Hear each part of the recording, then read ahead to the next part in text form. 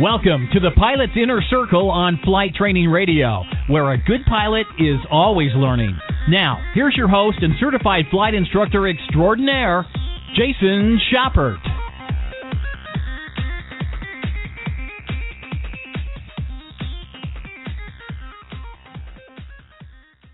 Hey everybody, Jason Schappert here of MzeroA.com, and welcome to the Pilot's Inner Circle on Flight Training Radio, where you are listening 110% live. You might be asking yourself right now, what the heck is the Pilot's Inner Circle? We can learn more by going to pilotsinnercircle.com, how members are listening to this right now and earning FAA Wings credits actually towards renewing their certificate. This is the only FAA-approved aviation podcast, aviation radio show, whatever you want to end up calling it. That's good for Wings credit, so you can check that out to learn more how to get the full edition of this simply by going to pilotsinnercircle.com. That's pilots, plural, pilotsinnercircle.com to check out more. Also, since we are live, guys, feel free to call in, tweet in, Facebook post in with your questions. Hit me up on Twitter. I'm at MzeroA. That's the spelled out version, MZEROA, or on Facebook, facebook.com/MzeroA, spelled out as well. Or simply call in. That number is toll free, and that number is 877-537-6704. Maybe you have a flight training question, flight training achievement, or just want to call in and say hi. That number, 877-537-6704. We'll take those calls and questions towards the end of the show, because today we're talking about something a little bit different. My intentions today were to have on one of my former students. That's going to have to wait till next week now because his schedule just didn't permit that. But what we're going to talk about, what he and I are going to talk about next week, is his alternator failure at night with his family on board. So you want to talk about an exciting situation. Again, you may say, alternator failure, that's no big deal. But little do you realize, an alternator failure, your lights go out. You've got no means of communicating with anybody. He was on a long cross country. He's based in Florida. He was somewhere in Georgia when it happened, so unfamiliar area. And you got to think, too, how on earth, if your radios don't work, are you going to turn the lights on at any airport?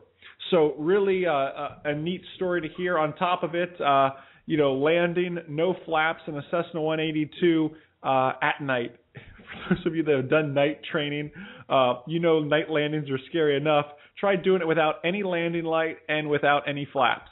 So we'll be able to talk to, his name is Jeremy. We'll talk with him next week. So mark that on your calendars for next week. I've got that scheduled. We'll be chatting with him. So that is that. Again, guys, questions, send them in via Twitter or Facebook, or call in 877-537-6704. Anything related to airplanes, happy to talk about it with you guys. So today what I want to talk about, though, first, before we get to your questions, is this very topic. And that... I'm losing my voice already. Hold on one second here. I'll tell you, it was 25 degrees this morning in beautiful Ocala, Florida, and we just didn't know what to do with ourselves. There was this white frozen substance on the ground. It wasn't snow. It's just it froze over. Me being a dummy left the sprinklers on all last night, so the yard was like a winter wonderland in the morning. I'm sure the grass is really going to appreciate that. But anyways. Thus, that is my excuse for my scratchy throat there. I've got my warm tea here. I mean, we're under a state of emergency when it gets below like 40 here. So, anyways, guys, what I want to talk about is perfecting your flight maneuvers. That's what I was trying to say, perfecting your flight maneuvers. Those of you who haven't seen it, I highly suggest you go see it. Last week, actually a week from today, I posted a S-turns video. You may be saying, man, S-turns, Jason, that's a boring subject to talk about. Go watch the video. Really, really exciting in-flight footage if you haven't seen it. S-turns. And that's what I kind of want to lead into, is first talking about ground reference maneuvers, then we'll work into talking about performance maneuvers. Ground reference maneuvers, first off, why on earth do we practice them? I mean, why do we really need ground reference maneuvers? And by the way, by saying ground reference maneuvers, I'm really talking about, for my private pilot guys, 3 maneuvers. That's turns around a point, S-turns, and rectangular course. For my commercial pilot guys, you can certainly add your 8s on pylons, or 8s around pylons, whatever you call them, into this mix as well. Because, again, this isn't just a private pilot radio show. This is instrument pilot. This is commercial pilot, all the way up to ATP kind of radio show. All right. So why do we do that? Well, for the first 3 that I mentioned, that rectangular course, S-turns, turns around a point, it's to learn how the wind interacts with your airplane. You guys have heard me say 100 times that you need to fly the airplane. You cannot let that airplane fly you. And a way we learn to fly that airplane, not letting it boss us around, is how the wind interacts with our airplane. For example, those of you that have seen the S-turn video, you saw how during certain parts, depending what the wind was doing, I had more shallow bank or I had steeper bank, all depending on what that wind was actually doing to me, because my goal was to roll out wings level across that road again. So I had to vary my bank angle, and I was really working with the wind. Again, if you haven't seen that video, it's the only video up, or the first video up on MzeroA.com right now. Go check that thing out. So that's why we do them, to learn how that wind interacts and really tries to boss us around, and what we can do to take command of not only our airplane, but what the environment around us is like. A big tip with ground reference maneuvers is this, is to keep your eyes moving, preferably keeping your eyes outside. Guys, for my VFR guys, IFR guys, ground reference maneuvers really don't apply to you, because hopefully you're not doing turns around a point 800 feet in IFR conditions. But for my private, my commercial guys, this applies to you. Keep your eyes outside of that cockpit. Ground reference maneuvers are fairly dangerous because there's just such little room for error. You're typically about 800 feet AGL. Well, you know what? I know plenty of towers that are above 800 feet AGL. You know, I know plenty of flocks of birds that fly around 800 feet AGL. You need to be on alert, keeping your eyes outside that cockpit. When you're doing turns around a point, it really needs to be eyes outside the windshield and eyes out your window to see if you're too close or too far away or just right from your point. You're trying to maintain that same distance around. Really, honest to goodness, the only thing you really need to see inside is your altitude and your airspeed. Because, number one, I don't need you getting too slow doing ground reference maneuvers, or certainly too fast. And that airspeed is ultimately your primary instrument in this case, because the altitude is a byproduct. If your airspeed is getting too slow, where is the nose? The nose is up. If your airspeed is getting too fast, where is the nose? The nose is down. And thus, it's going to either cause an increase or a decrease in your altitude. You've got to remember, you've got a PTS tolerance. You're plus or minus 100 feet in this case on ground reference maneuvers like that to maintain. It's important you stay within your little box, and you can do that by holding a constant airspeed. But you have to remember that this is a visual maneuver that you must be working on. It is just pivotal, literally, that you keep your eyes outside that cockpit. I mean, obviously, hopefully you're picking points that aren't around towers and obstructions and that sort of things. Okay, you have to fall into what's the FAA call it? A non-congested area. How do you define that? Well, anything but the yellow area on your sectional chart basically defines your non-congested area. Okay, keep your eyes moving. Keep your eyes mostly outside that cockpit, looking through the windshield and looking out your window for your points. Okay, that's what's going to be important. Again, if you have not watched that S-turn video, I highly suggest you take action on that as soon as we get done here and check out that S-turn video. Again, if you guys have any questions, if I'm saying something, if I'm talking too fast and said something and you wanted me to say it again, hit me up on Twitter, hit me up on Facebook, or simply call in 877-537-6704, and we'll go ahead and take those questions and see a few coming in here. Now, let me see. Should I take this before we go into? I'll save that till the end here, and then we'll let's dive into now performance maneuvers. Okay, I'm going to talk about two. I'm going to talk about steep turns and slow flight, and then I'm going to save stalls and spins for my Pilot's Inner Circle members. Again, what you guys are listening to right now is the free portion of this show. Later on, it goes into the members-only portion, and you can learn to become a member at pilotsinnercircle.com.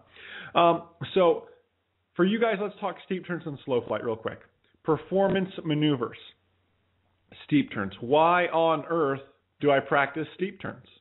Well, I need to get a feel for that airplane through all it's got. You know what I mean? I want to put that airplane through its extremes, yet still keeping it under control. That's really a great definition of both steep turns and slow flight, because you're putting them to their bank extremes in steep turns, and you're putting them to their airspeed extremes in slow flight.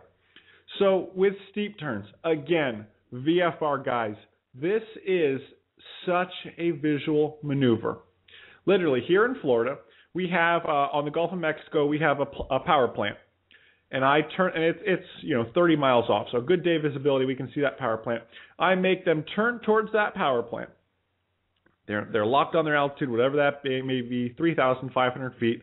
Nose on that power plant, right on the horizon out there. I grab the biggest sectional chart I can find, and I cover up their panel, and I leave it there. I say, okay, go ahead and show me a steep turn to the left. They've got their checkpoint outside. They know they have to roll out back around when that power plant comes back up. But the question is, can they apply the proper 45 degrees of bank? Can they hold their altitude? You should be able to.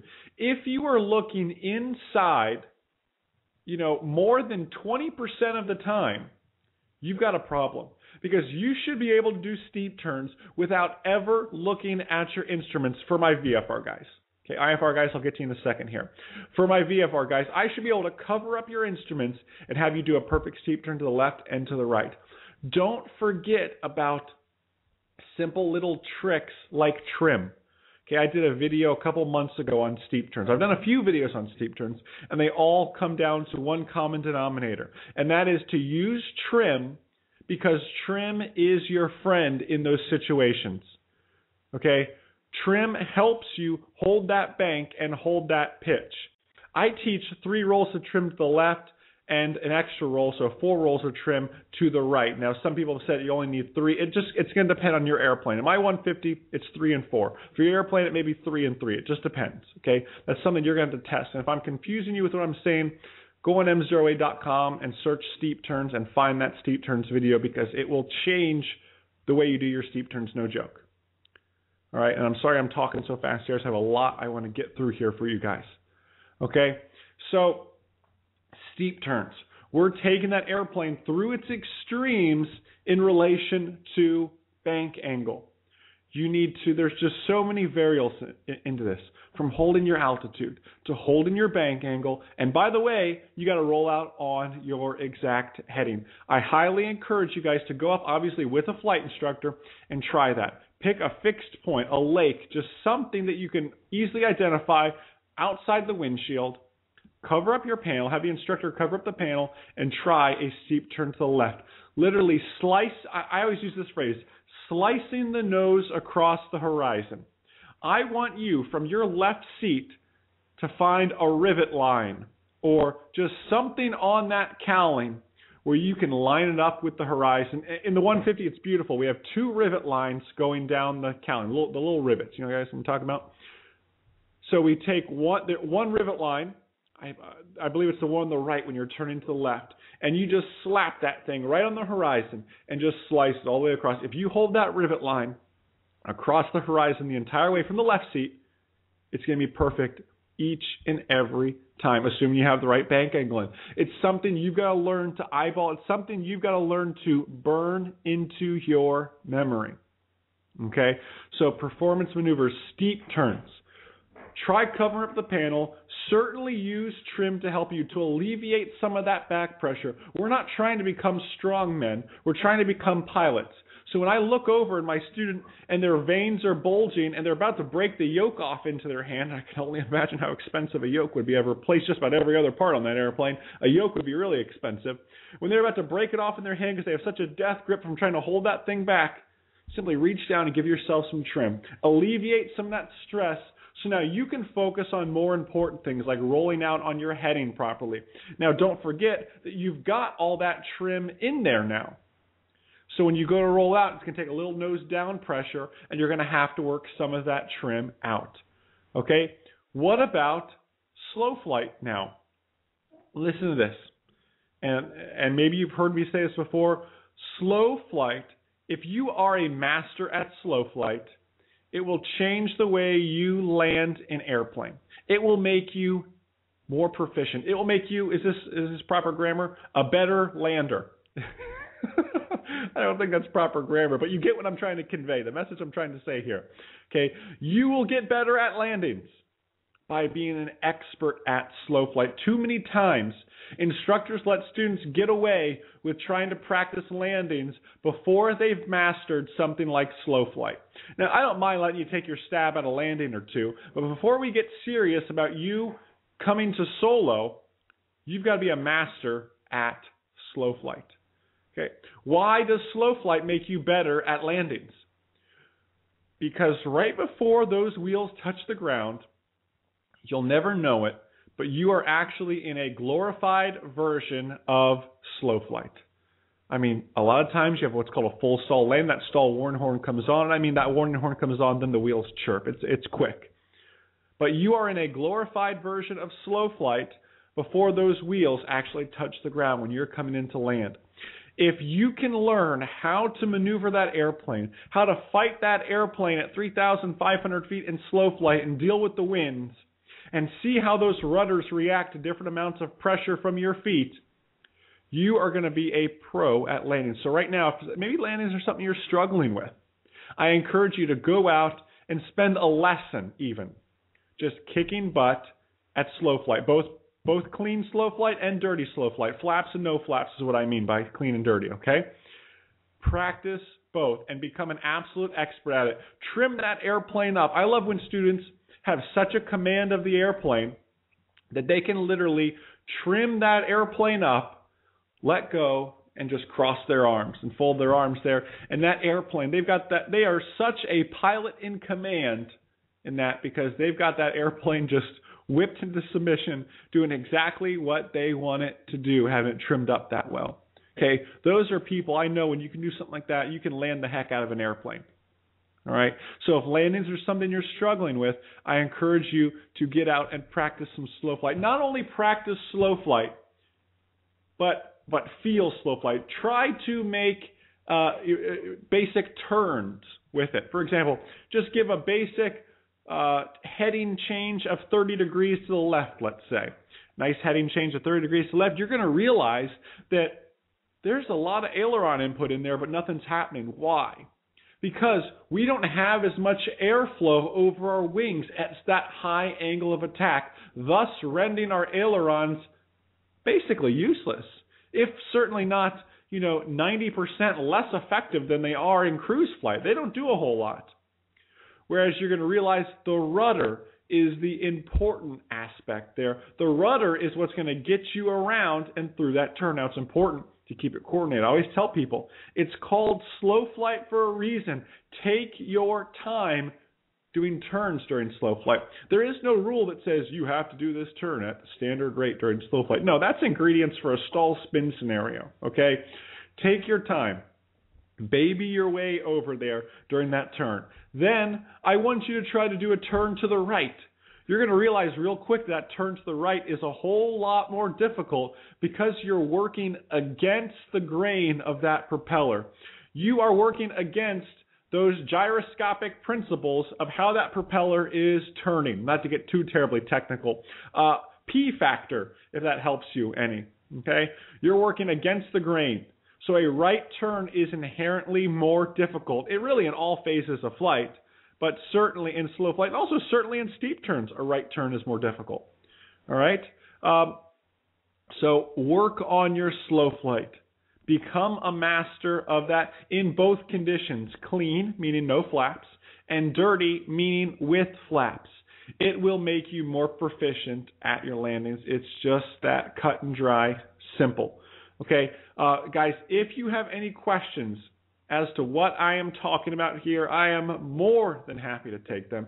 Hit me up on Twitter. The Twitter handle is @ symbol MzeroA. That's the spelled out version, MZEROA. Or hit me up on Facebook. The Facebook page is facebook.com/MzeroA. Or if you have some free time, go ahead and call in. That number is toll free. It is 877-537-6704. 877-537-6704. Call in now with your questions, your comments, anything going on in flight training. I want to hear about it, so let me know, guys. I'm going to take a quick commercial break, and then we'll go ahead and get to your questions. 877-537-6704. Chat back with you guys here in just a second. Are you prepared for an engine failure on takeoff? What if there was runway remaining? What if there isn't? Would you know what to do if you lost radio communications in IFR conditions? My newest book, In-Flight Emergencies, a step-by-step guide to handling the unexpected, will cover all of this and more. Readers learn about a topic such as engine failures on takeoff. Then at the end of the chapter, there's a URL where they can go and watch a video of an actual engine failure on takeoff and see how the pilot applied the skills mentioned in the book. We're adding videos you love to the books you need, because a good pilot is always learning. Check out the book at inflightermergencies.com. Hey there, quick question. What would you do if you lost your logbook? Imagine having to go back in time to track down all of those hours, dates, aircraft flown, and airports landed at. It's near impossible. Trust me, I've done it. Welcome to Runway Log, the best online pilot logbook that lets you log flights on your iPhone, iPad, or Android device. Attach photos to certain entries and see where you've been with our interactive map. Best of all, it's backed up every hour and fully exportable to CSV or PDF. Runway Log has your back. It even sends reminders when your flight review is due. Don't wait another second. Start your free trial of Runway Log today. Visit runwaylog.com. The Pilot's Inner Circle is more than just a ground school. It's a community. And I want to thank you for all that you're doing. You're going to grow this show. You're going to be the most popular and best instructor in the nation because you focus on people and learning. You're sincere, you have integrity, and you have character. And your wife is a great gal, too. Members get a chance to interact with me and others each and every week live in the radio shows like the one you're listening to now, or every Monday evening in the mock check rides and weekly workshop webinars that we do. Jason really does a wonderful job teaching his students all the basics you're going to need to help pass your written test as well as your practical test. Once you're a member, the online seminars every week. This is really a big key as far as my training was concerned, because there's those nagging questions, exactly what does this do, what does that do? With a 100% pass rate and over 1,000 check rides passed, what's not to love about the Pilot's Inner Circle? Members also get FAA Wings credit for listening to this very radio show you're listening to now, in addition to the extended version. So what's not to love? Visit pilotsinnercircle.com to become a member today.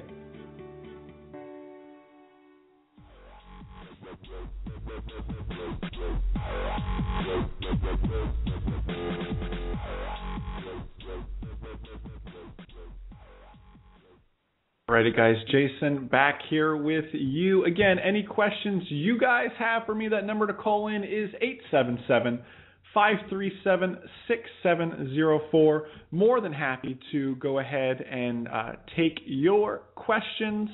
Let's see. Let me check Twitter and everything else real quick here as we're going through that. And I'm going to take a quick phone call from our buddy in the Wild Wild West, Mr. Rick. How the heck are you doing, Rick? Hey, Jason, how are you doing? I'm wonderful, man. What's up? Man, I can't wait to see you in a couple months. I'm telling you, I got it on my calendar. I'm excited about it, man. We're going to kick butt and knock out a check ride, aren't we? There we go. And everybody that you talk to on the air and that talks to you really needs to make a trip and meet you. You're a great guy. Well, I appreciate that, man. Thank you so much. What's your question?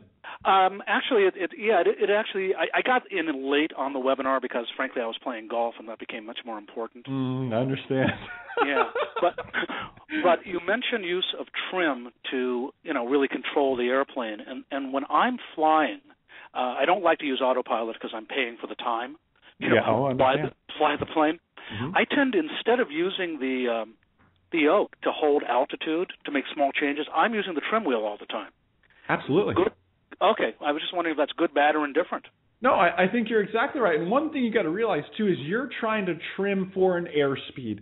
So if you're going to be in cruise flight, certainly use that trim. Like I mentioned earlier, if you're doing steep turns, that's a different airspeed. That's now your maneuvering speed. Trim for that speed. And that's exactly what you're talking about. So on long cross countries, a trim is simply a poor man's autopilot is what it really comes down to.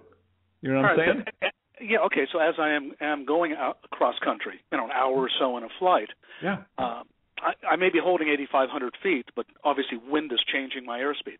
Well, wind is changing your airspeed. Weight is going to be changing as we burn more and more fuel. Don't think you're going to trim up, set it, and forget it. You're going to be constantly adjusting that trim wheel, every 5 to 10 minutes, if not more. It's a constant ongoing battle, but it's going to save you from having to hand fly that airplane the entire time, like you said. So, yeah, you're exactly right. Variables are always changing in that case. You're exactly right. You make me sound like I can actually fly a plane, Jason. Thanks very much. You sound like a smart guy, Rick. You have a great day, and I'll see you in a few months, okay? Good deal. Thanks, Jason. Thanks, Rick. See ya. Bye. All right, and now on to the frigid temperatures of Michigan. Larry, what on earth is the temperature right now where you're at? I think it went up to 33. We're balmy. I'm in shorts and sandals. Oh, you sound like me now. I mean, geez, Larry, how are you doing? Good. They called me in front of a couple of patients that I don't have to see for a little while, so I'm here. So awesome. What I do is I was speaking to you about the picture. Mm-hmm. So my students probably find it a little disconcerting, but what I do is I actually cover up all the instruments on the first 2 lessons. Wow. So what I do is I actually force them to look outside, which is great. Mm-hmm. And then also I want to teach them how to do pictures. So I show them the picture of a 30-degree bank to the left and the right, and I said, put that into the hard drive. And then when we go to steep turns, I have them say, okay, where is the horizon hitting and cowling? This is a 45-degree bank. And so if they have everything all covered up, they're forced to kind of look outside. So that's a picture that actually gets emblazoned into one of their hemispheres of their head, and they can fly without the instruments with no problem whatsoever. So I do it by pictures because I think I'm more of a right-sided person than a left-sided brain person, and it seems to work.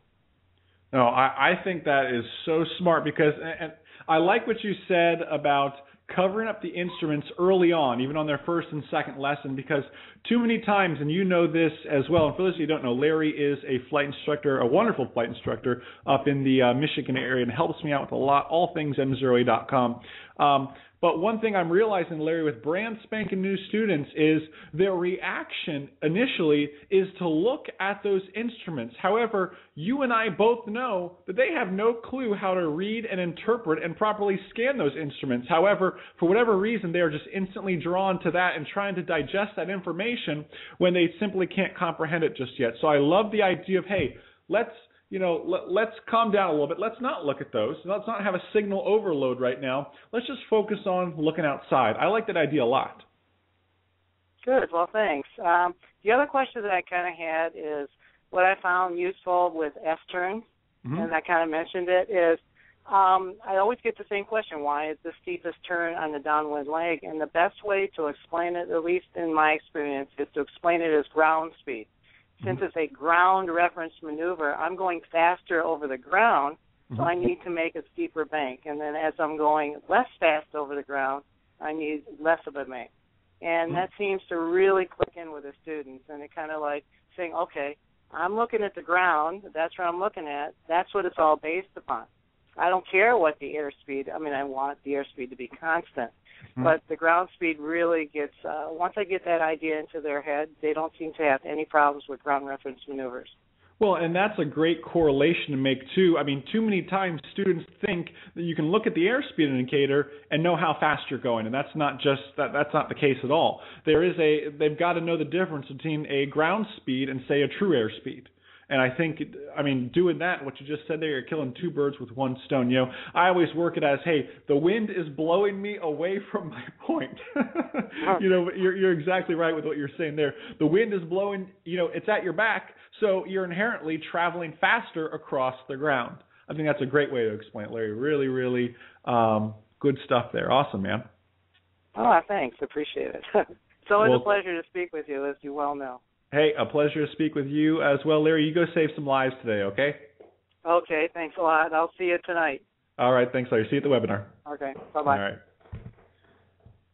Cool, awesome calls. Guys, any questions you have, anything you want to chime in with, that number is 877-537-6704. Feel free to call in now. I'm going to check the Twitter feed and the Facebook feed one more time here, and then we'll probably call it a day for this, at least. Reading through this right here. Diane, reading your question now. Give me just a second to read this.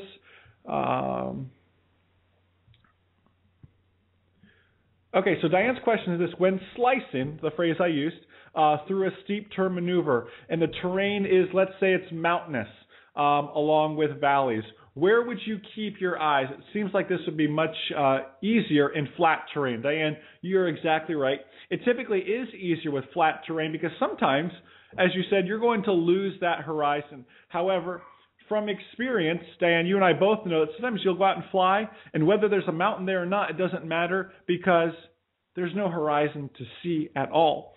Like Larry said in his phone call, you've got to learn to commit those pictures to memory. So on that beautiful day where you actually can see the horizon, and you can put that 30-degree, that 45-degree bank in there for your steep turn and burn that image into your memory on a hazy day where the visibility is just barely 10 miles and we're out there doing steep turns, you have got to superficially put that horizon up there for your brain to slice it across. It's just that simple. And that's not something that's going to happen instantly. In fact, for teaching steep turns, I love for it to be like, today's a beautiful day. We just had a cold front go through, and I bet you if we climbed up high enough, we could see both coasts, Gulf Coast and Atlantic Coast. And that happens, you know, a handful of days out of the year. I bet you today is one of those days. I didn't have a chance to go flying today, unfortunately, to tell you. But with that, learning that picture, like Larry said, Diane, and burning that into your brain, storing it in your hard drive, so when you are crossing over mountains, you still know where that horizon is or where it should be to help you hold that altitude. If you have any questions, you know, on that, remember you're trimming for your airspeed. Cross-check with things like your altimeter, your vertical speed indicator to show you that trend over time, to make sure you're actually holding that horizon. I encourage you guys to get out there and try that. Try covering up your instruments. Don't rely, VFR guys, don't rely so much on those instruments. You are learning how to fly an airplane simply by looking outside, and that is the important stuff. Guys, I don't think I have anything else for you. For those of you that haven't completed the 31-day Safer Pilot Challenge or don't know what I'm talking about, jump on saferpilotchallenge.com. It's 31 sequential videos, sort of like a aviation devotional. Each day, a new video for you guys to check out. That's saferpilotchallenge.com. I can't think of anything else. Members, stay tuned because the members-only portion will be coming out here in just a second for you guys to get your wings credits. We'll be talking about stalls and spins, how to get in them, and certainly how to get out of them. That's for the members. Guys, if you're interested in becoming a member and earning wings credit for listening to this radio show you just listened to, in addition to getting access to webinars. For example, tonight at 8 p.m. Eastern Time, I'm doing a webinar where I'll do a presentation, and you guys will be able to interact with me yet again. That's tonight at 8 p.m. Eastern Time, and that's for members. If you're interested in becoming a member, visit pilotsinnercircle.com. That's pilots plural, pilotsinnercircle.com to learn more about membership in the Pilots Inner Circle, how to get access to all that. Guys, please put on your calendar to listen to this next week, 3 p.m. Eastern Time next week, because I'm interviewing my student who had that alternator failure at night, you are not going to want to miss it. Definitely a story that will keep you on the edge of your seat. I had a chance to talk with him recently, and it is exciting, exciting stuff. Great, obviously has a great outcome if I'm talking to him, but really something to learn from. So guys, thank you so much for all you guys do for myself, my beautiful wife, and our wonderful business. You guys are the reason this is such a wonderful business, and you are truly a blessing. Anything I can do for you guys, please, please, please don't hesitate to reach out. Hit us up with an email. If you're a member, call the office, whatever you guys have to do. We're here to help make you a... Please, please, please don't hesitate to reach out.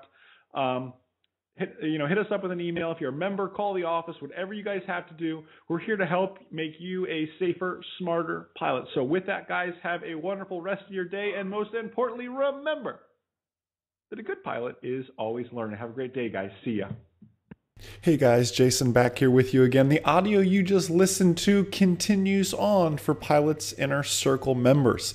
Members get a chance to earn FAA Wings credit just for listening to what you heard now, and also get the extended version of this show, adding sometimes 20 and 30 minutes to this podcast, as well as earning that Wings credit. And members get every Monday evening at 8 p.m. Eastern Time access to my weekly webinars. Every Monday night I do a live webinar with a presentation where you're able to see my screen. We do mock check rides, sectional chart quizzes, all sorts of stuff. It's just like attending one of my seminars. However, you can do it from the comfort of your own home. Earn FAA Wings credit. Depending on your membership level too, you can also get access to over 320 exclusive members only videos. If you like the videos I put out on YouTube, you're going to really, really like the members inside the online ground school. So do me a favor and check out pilotsinnercircle.com to learn more and become a member today and start living out that mantra that a good pilot really is always learning. See you guys.